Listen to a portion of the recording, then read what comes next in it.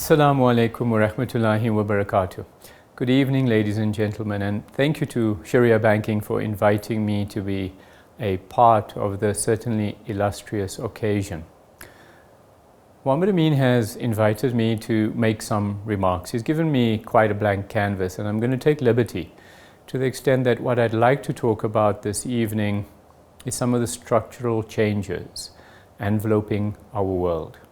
Now, I can imagine in the aftermath of the pandemic, many of us may hark to reclaim our lives, to cling to the familiar, to find salvation in what was familiar in, say, 2019. But instead, we're making the point that there are sweeping changes afoot in multiple facets of our lives. I would go so far, and it may even seem a little bit dramatic to say that by 2025, and then certainly as we hurtle towards 2030, the world as we know it will be remarkably different to the world immediately after the onset of the pandemic. But if I'm going to attempt to convince you that we're on the cusp of a new epoch, a new era, perhaps it'd be useful if we look through the rearview mirror, if we cast a glance backwards, maybe around 70 years. And I'm going to make the assertion that since 1944 to 2020, there has been several episodes of eras or epochs. In fact, I will argue that there have been three eras broadly distinct in the period 1944 to 2020. The first period, stretching from 1944 to 1971, would be defined as an era of enormous prosperity. Admittedly, prosperity in the West, not so much, of course, in, as we now know it, emerging markets in the East, in Asia. But it was an era of prosperity in the West with several booms: an economic boom, an electrification boom, and even a baby boom. In fact, it was during the 1950s and the 1960s in these Western markets that, because of the widespread infusion of electrification, consumer goods became abundant and at reasonably affordable prices. Car ownership soared during this period. And effectively, that composition of drivers gave image to middle-class suburban life. And in fact, the Western markets would export that iconic image around the world, giving currency to the idea of what middle-class status would look like. In terms of geopolitics, the period 1945 to 1971 was essentially defined by two poles. There was the US-led neoliberal democratic order, and of course juxtaposed by the communism espoused by the Soviet Union. But that period was then rudely interrupted in the early 1970s. And in fact, the second era, which I'm going to define as an era of contention, and stretching broadly from 1971 to 1989. An era of contention to the extent that in the early 70s, nations, especially in the Middle East, but broadly part of OPEC, would harness the riches that lay beneath their soil, and they would restrain demand, causing a very substantial rise in prices of oil. That inflamed the Western economies to the extent that these economies fell into a stagflation environment. In other words, soaring inflation with commensurate tightening in monetary policy, or put differently, very high interest rates, and incredibly weak growth. So it was a shock, an economic shock of quite devastating proportions to Western markets that in the 1950s and 1960s had become accustomed to intensive use of energy to effectively drive not just their lifestyles, but commerce. Now, the significance of this 1973 oil shock was multifaceted, to the extent that effectively it would take 20 years to resolve.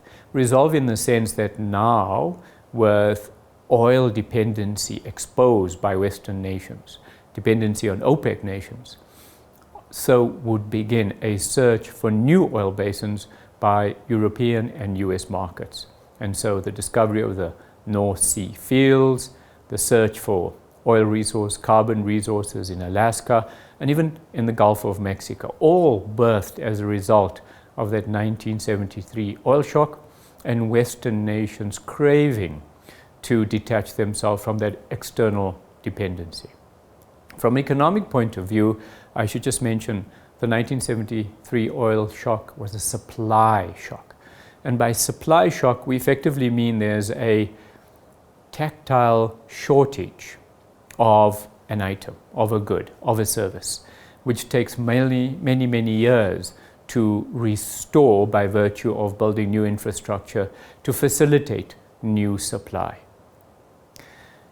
That said, during the 1980s, there was another significant development during that era that would in fact sow the seeds of the subsequent era, which would begin roughly after 1989. Now, the 1980s were significant for Margaret Thatcher, Ronald Reagan, and even in China, Deng Xiaoping. In other words, these are individuals who would shift the role of the state in general economic activity towards the private sector. They would effectively give birth to greater markets activity, to liberalize economies with more freedom of private sector activity. And in fact, those activities of Margaret Thatcher and Ronald Reagan, and as I said, also in Asia, Deng Xiaoping in China, would effectively unleash the next era, which effectively started in 1989 and I would say has extended till 2020. This was an era where, because of the collapse of the Berlin Wall, the implosion of the Soviet Union in the early 1990s, the signing of the Maastricht Treaty, which solidified Europe even more assertively. These significant events also reshaped the geopolitical landscape, effectively turning the world in the early 1990s to a unipolar geopolitical landscape. The US was dominant and there were very little other voices. But in this era, also because the World Wide Web was fashioned in 1989, we would see the birth of the digital era. We would also see, alongside this embrace of markets, we would get to be familiar with the term globalization, where supply chains across the world would infuse to form a giant singular supply chain in many respects, taking advantage of factor cost arbitrage and also a very substantial fall in shipping rates, especially in the late 80s and early 1990s. Now, the 90s and the 2000s were also significant to the extent that several billion people joined the global workforce. Many of them, of course, from China, India, Brazil, and even some Eastern European nations with smaller populations, but beginning to infuse themselves in the global trading system, aided, abetted by what we refer to as globalization. During this period, 1989 to 2020, in fact, the world also enjoyed enormous prosperity. The number of poor people, or poverty levels, plummeted significantly. General health conditions improved measurably. And in fact, inequality around the globe also improved for the most part. So it was generally 30 years of progress. And in fact, I would say during this 30 years, roughly 1989 to 2020, never before have so many benefited by so much and in a relatively short period of time. And never before have so many of those beneficiaries been in emerging markets, in Asian markets, generally the East for that matter.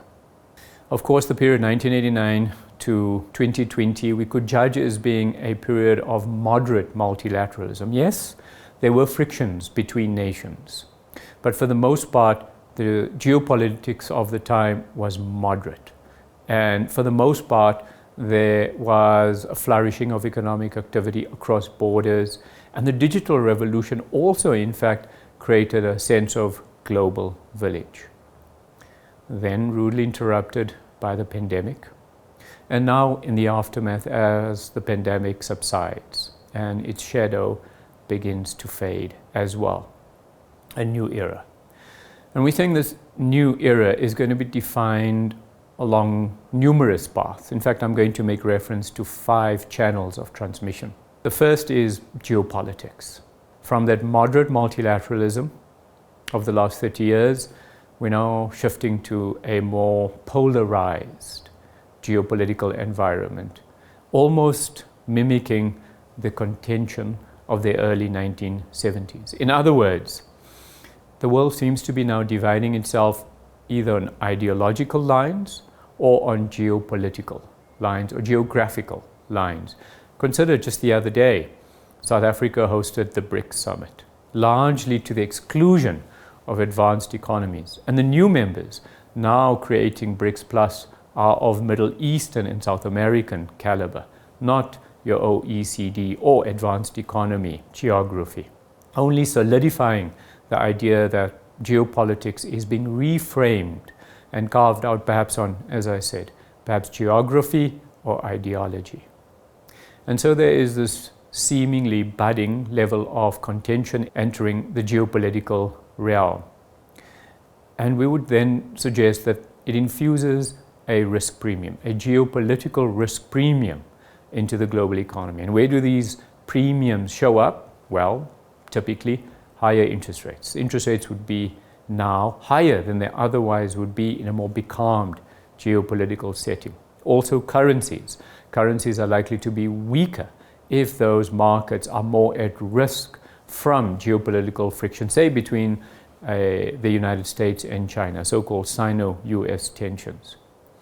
And so we probably for the next few years, if not into the next decade as well, going to have to contend and embrace with a risk premium in financial markets and in the mainstream economy as a function of seemingly this new fractured geopolitical era.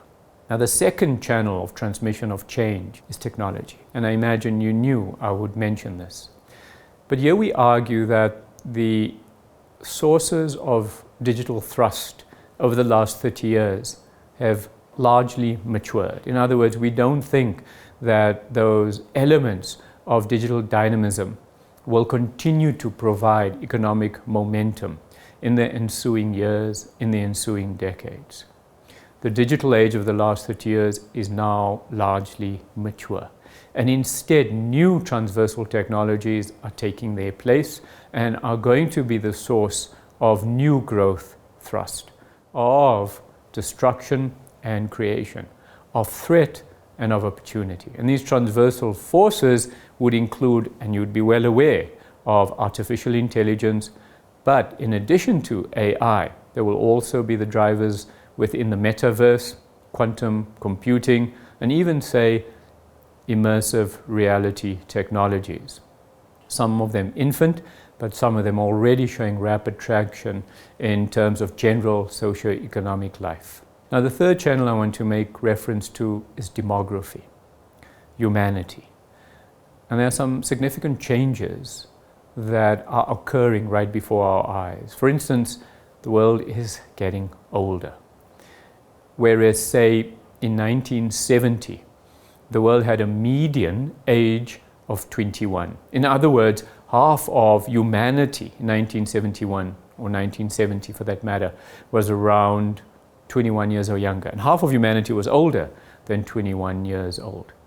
Today, instead, you have a median age in Europe of around 44 years. In Asia, it's around 33 years. In Africa, still youthful, at around 20 years in terms of the median age level. But generally, the world is getting older, and therefore that amplifies dependency ratios. In other words, fewer people, generally speaking, are within the working age cohort, and a greater number of people are in the retirement age band, and therefore are either dependent on society directly or through a social welfare net.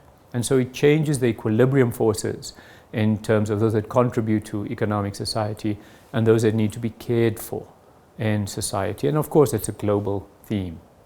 Another area that I would just mention within the demographic realm is disease. we're shifting from communicable diseases over the last couple of decades to non-communicable diseases. Colloquially, sometimes people say from diseases of the poor to diseases of the rich. Non-communicable diseases signal that it doesn't just affect poor people that may have, say, diminished income or poor diets, but in fact, non-communicable diseases tend to inflict people with an abundance of resources, and in fact, one could argue discretionary income that is ample and sometimes leads people to live unhealthy lives. So diabetes, heart disease, these are becoming far more prevalent, and especially in urban centers where economic activity is fairly lively. Now, making reference to the fourth channel of significant change, the greatest energy reset in 100 years. And like the 1970s, where there was an energy shortage in 1973 because of OPEC withholding carbon supply, again, we are now living in a world where there is, just generally speaking, not enough energy for all that is demanded, whether it is personal consumption or industry and commerce. But associated and aligned to this general energy shortage is the shift towards renewable energy, brought on, in fact, because of the enormous carbon dependency birthed in the 50s and 60s as a function of that suburban life image. Now attempting to shift from a carbon-intensive economy to one that is more greatly hinged on renewable energy, all within the confines of respecting the climate. The 2050 Paris goals certainly are ambitious, and on the current trajectory of investment in renewable energy, that target will be elusive. In fact, the spend on renewable energy will have to rise 3 to 4 times its current spend to be able to have any hope of achieving 2050 ambitions with regard to keeping planetary temperatures at not more than 1.5 degrees above the pre-industrial level. And then to close my monologue, to talk about the very last and the fifth channel. And this channel relates quite simply to the economy. The idea that we're now shifting to more normalized growth everywhere. The Chinese economy, for example, enjoyed hypergrowth, especially in the 90s and the early 2000s. And now the Chinese economy appears to be normalizing. The Western economies as well appear to be also more settled, if anything, with more structural headwinds over the near to medium term as they have to embrace potentially higher, persistent inflation and a new monetary regime with higher interest rates for longer than they otherwise thought they would need to contend with. And so from hypergrowth to more steady state growth, especially among the more dynamic large nations. We're also shifting to an era where over the next few years, if not into the next decade, we are likely to experience a world ensnared by balance sheet stress. What do we mean by that? Quite simply, high levels of debt, high levels of credit dependency by households, by governments, and in some instances by the corporate sector. And so this credit dependency and high levels of debt will take away from the credit contribution to economic growth and also contribute to that slightly depressed trend level of growth. But it will also contribute to financial stresses in society, whether it is governments facing fiscal difficulties or even households with an inability to maintain a standard of living because of their high debt service payments, because of high debt levels. And then perhaps just the very last point to make within this fifth channel of the economy, we're shifting to an Asian century.